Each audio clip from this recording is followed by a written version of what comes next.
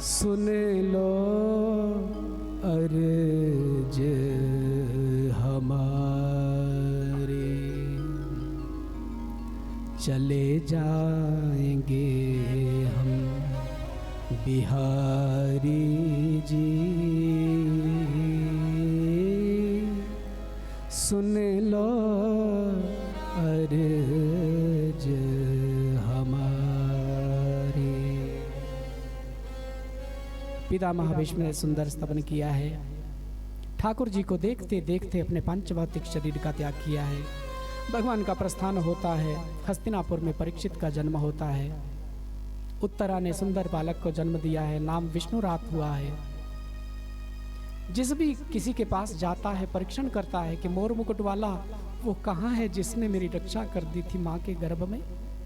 ठाकुर जी आते हैं, दर्शन देते हैं। बालक का नाम परीक्षित पड़ा है। युधिष्ठिर अब अर्जुन को साथ में भेजते हैं। भगवान द्वारिका जाते हैं। 7 महीने के बाद अर्जुन वापस आते हैं। अप्रिय समाचार सुनाते हैं। ठाकुर द्वारिकाधीश लीला संवरण करके चले गए हैं। माता कुंती का देहावसान होता है। पांडवों का स्वर्गारोहण और परीक्षित का राज्य। फिर राजा परीक्षित का पृथ्वी और धर्म के संवाद को सुनना और कलयुग का सूक्ष्म रूप धारण करके जरासंध का मुकुट जो राजा परीक्षित ने धारण किया था उस पर निवास करना। राजा परीक्षित शमीक मुनि का अपमान कर देते हैं कली के प्रभाव से, और श्रृंगी मुनि शमीक के पुत्र काशी की नदी का जल हाथ में लेकर के शापित करते हैं राजा परीक्षित को। इति लंघित मर्यादम तक्षका सप्तमे हनि दंक्षति स्मः कुलंगारम चोदितो में ततद्रुहम। राजा परीक्षित को शाप लगता है। अपने ज्येष्ठ पुत्र जनमेजय को राजगद्दी पर अभिषिक्त करते और गंगा के किनारे निकल पड़ते हैं। गंगा के किनारे जब राजा ऋषि परीक्षित आए, हजारों ऋषियों की भीड़ वहां पर एकत्र हुई। हजारों ऋषि मुनि लोगों का दर्शन हुआ है। राजा परीक्षित का जीवन धन्य हो गया है। गंगा में डुबकी लगाई, स्नान किया। सब ऋषियों से एक प्रश्न किया है कि समीप मृत्यु मनुष्य को क्या करना चाहिए। सब ऋषि मुनि लोगों के सिर झुक गए हैं। कोई भी राजा परीक्षित को अपने उत्तर से संतुष्ट नहीं कर पाता। अथवा तो मुझे लगता है कि सब चाहते थे कि भागवत का उदय हो जाए अब। और भागवत कैसे आएगी? बोले भागवत तो तभी आएगी जब सुखदेव जी आएंगे। जब तक सुखदेव जी नहीं आएंगे तब तक भागवत कैसे आएगी? परम वीतराग संत शिरोमणि आदरणीय सुखदेव जी महाराज जो सुख के रूप में गोलोक धाम में विराजते थे, राधा रानी के कर कमलों पर बैठते हैं और सुंदर कृष्ण कथा का गान करते हैं, कृष्ण की कीर्ति का गान करते हैं और राधा रानी को बहुत प्रसन्नता होती है।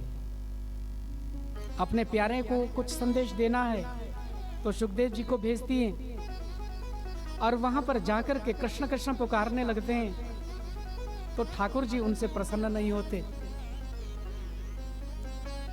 एक दिन वो कृष्ण कृष्ण कृष्ण कृष्ण कह रहे थे तो ठाकुर जी ने कहा था कि शुक तो इस नाम को कहता है, मुझे कोई प्रसन्नता नहीं होती। एक दिन आकर के किशोरी जी से शिकायत कर दी थी। कहने लगे माता मुझे आप कितनी बार भेजती हो, ठाकुर जी के पास संदेश लेकर के मैं जाता हूँ, उनका नाम भी गाता हूँ, भजन भी गाता हूँ, लेकिन ठाकुर जी कभी सीधे मुंह बात नहीं करते मुझसे। वो कैसे प्रसन्न होंगे? ठाकुर जी को मैं कैसे प्राप्त करूं? मैं क्या करूं ऐसा कि मुझे ठाकुर जी मिल जाए? तो राधा रानी ने कहा बोले उनका ध्यान करना चाहिए, उनका भजन करना चाहिए, तभी वो मिलेंगे। सुखदेव जी ने कहा वो तो मैं करता ही हूं, लेकिन वो मुझसे प्रसन्न होते नहीं। तो राधा रानी ने कहा फिर वो कैसे प्रसन्न होंगे, वो उन्हीं से जाकर के पूछो। अब एक इधर भेजता है, दूसरा उधर भेजता है।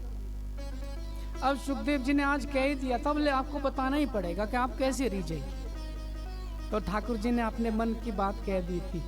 बोले शुक, यदि मुझे प्रसन्न करना है ना, मुझे रिझाना है, मुझे यदि तुझे अपने भजनों से प्रसन्न करना है, तो फिर मेरा भजन मत गाना, मेरे सामने राधे राधे बोलना।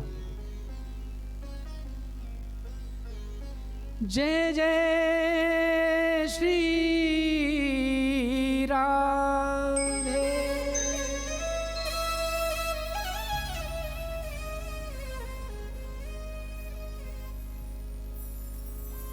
राधा राधा रटत ही कटत है भव को फंद।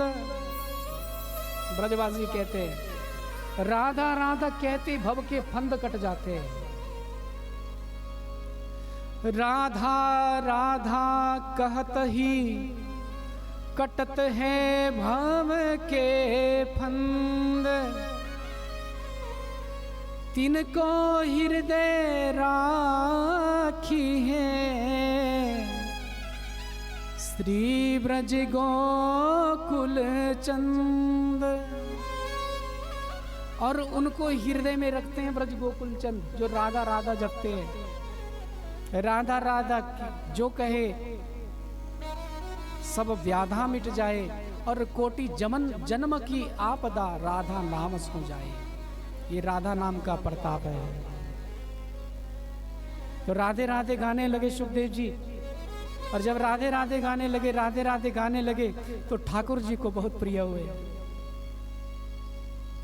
आज राधा रानी ने सुखदेव जी से कहा था कि बेटा सुखदेव, तुझे जाना है मृत्यु लोक में, मेरे प्यारे की कथा का प्रचार प्रसार करना है। सुखदेव जी ने कहा था कि मैया इतना कठोर दंड क्यों दे रही हो, मुझे अपने से अलग क्यों कर रही हो। राधा रानी ने कहा सेवा है तुम्हारे लिए, करनी पड़ेगी। उन्होंने कहा ठीक है जाएंगे हम, लेकिन आपको ही व्यवस्था बनानी पड़ेगी। मैं आपका नाम ना भूलूं कभी, अगर भूल भी जाऊं तो फिर मुझे याद दिलाना। किशोरी जी ने कहा था मैं सब व्यवस्था बना करके आई हूं बेटा। और वही सुखदेव जी अंडे के रूप में प्रादुर्भूत हुए थे अमरनाथ में। जब बाबा बर्फानी पार्वती मैया को अमर कथा सुनाने के लिए वहां पर पहुंचे, तो अंडे के रूप में सुखदेव जी ने वो कथा सुन ली और छोटे से शुक का रूप धारण किया। बाबा ने लीला की है, त्रिशूल भेजा, हिमालय की तरह हट्टी से उड़ता हुआ वो छोटा सा शुक आया है। सरस्वती नदी के किनारे पहुंचा, बिटका देवी बैठी थी, व्यास पत्नी जमाई ली थी माता ने, सूक्ष्म रूप धारण किया सुखदेव जी ने और उदर में प्रविष्ट हो गए। 12 वर्षों तक मातृगर्भ में निवास किया। 12 वर्षों के बाद प्रकट होकर के आए, जब भगवान ने स्वयं कहा कि मेरी माया तेरा कुछ नहीं बिगाड़ सकती, तभी आए थे। और यही सुखदेव जी आज समाधि तोड़ करके आए थे। सुखदेव जी परीक्षित का प्रेम देख करके, राजा परीक्षित ने सुंदर व्यास मंच का निर्माण किया है। तत्रा भवद भगवान व्यास पुत्रो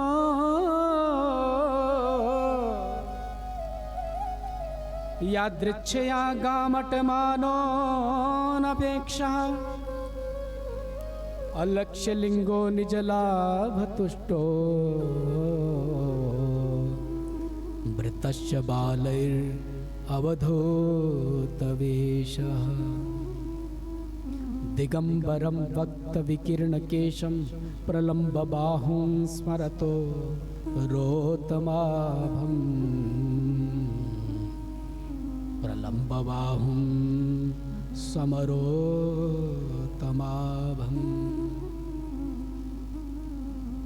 मृत्यु भय से ग्रसित होकर के एक प्राणी बैठा है, जीव बैठा है। हजारों ऋषियों की भीड़ लगी है।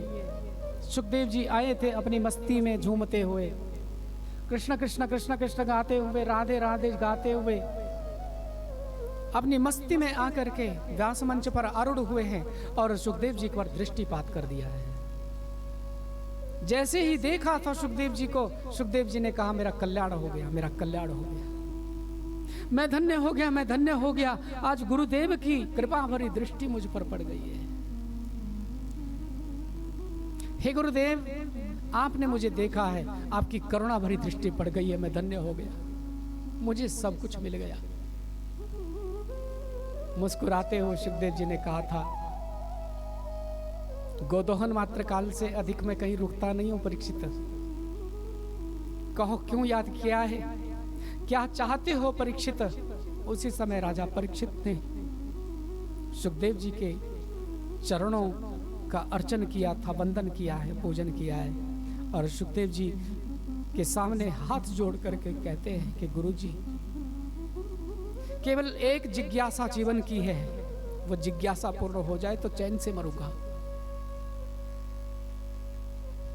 एक जिज्ञासा है, केवल इतना जानना चाहता हूं। वैसे तो आपका दर्शन हो गया, मुझे सब कुछ मिल गया है। येषां संस्मरणात् पुंसां सद्य शुद्ध्यन्ति वैगृहा किं पुनर्दर्शन स्पर्श पाद शौचासनादिभिः। जिसका संस्मरण मात्र करने से मनुष्य भवसागर के बंधन से मुक्त हो जाता है और ऐसे गुरुदेव के चरणों की सेवा करने का यदि अवसर जीवन में मिल जाए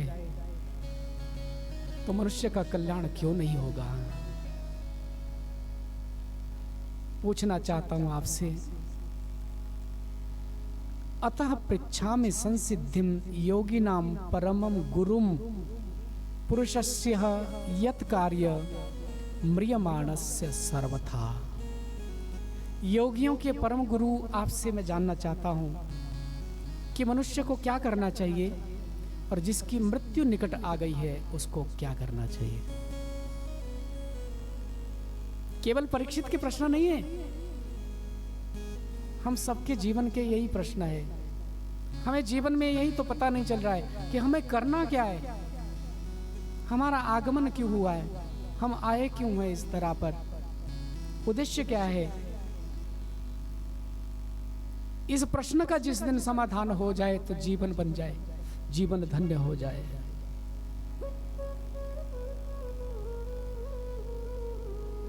आइए गुरुदेव के चरणों में हम नमन करें। बिन गुरु कृपा के इस प्रश्न का समाधान नहीं मिल सकता है। बिन गुरु कृपा के जीवन धन्य नहीं बन सकता है। सुखदेव जी को प्रणाम करते हुए, गुरुदेव को प्रणाम करते हुए फिर हम आज की कथा को विराम देंगे। गुरुदेव